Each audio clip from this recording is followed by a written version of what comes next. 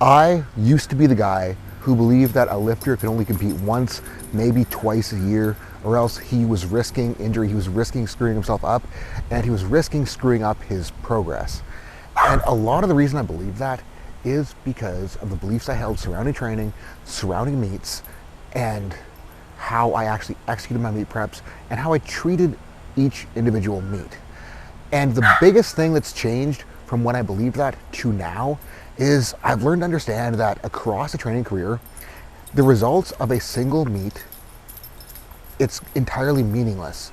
Like what I do at my next meet isn't my last meet. And it's like, of course I want to do well at my next meet. Of course I want to hit a good total.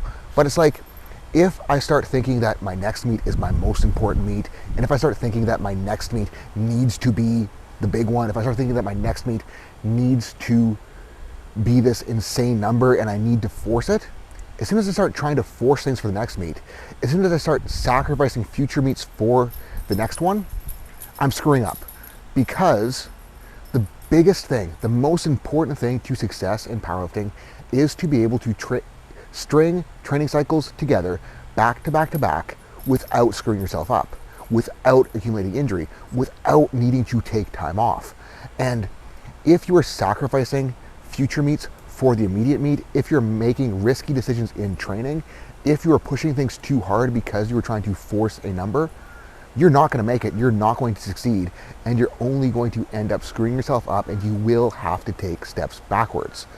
So recognize that yes, the next meet is important. Yes, we want to do well at the next meet, but as soon as we start trying to force things for the next meet, we are risking having to take a step backwards.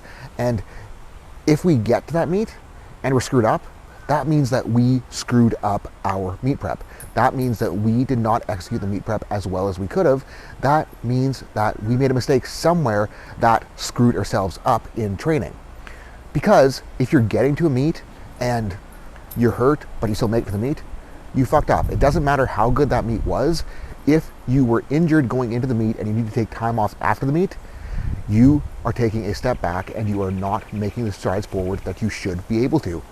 So guys, if you're beat up at the end of a meet prep, it's not part of powerlifting. It just means that you fucked up your meet prep and you need to make better decisions in the future, and you need to reconsider how you are structuring your training.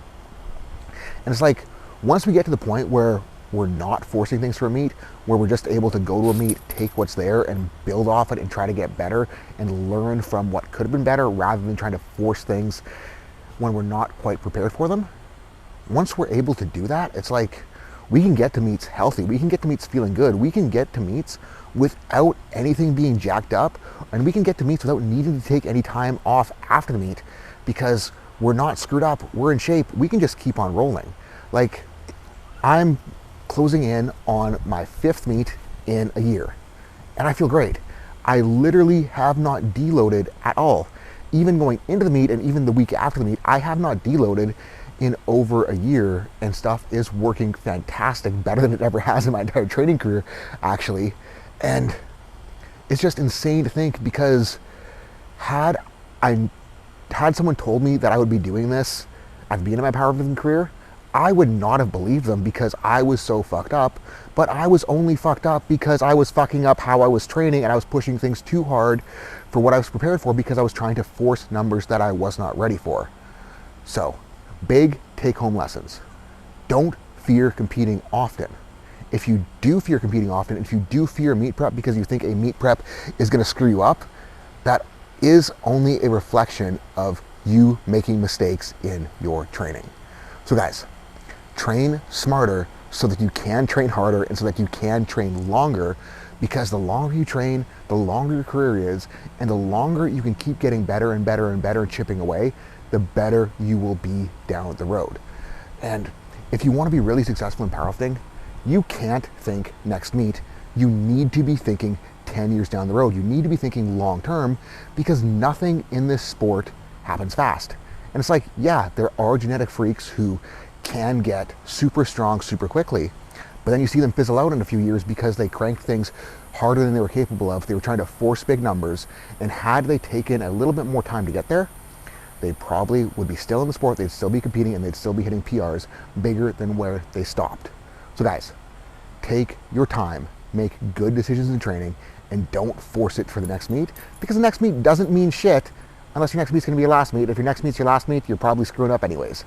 Thanks for watching, guys. Share this with your friends. I appreciate the hell out of you. And yeah, catchphrase, don't be afraid of training. Peace.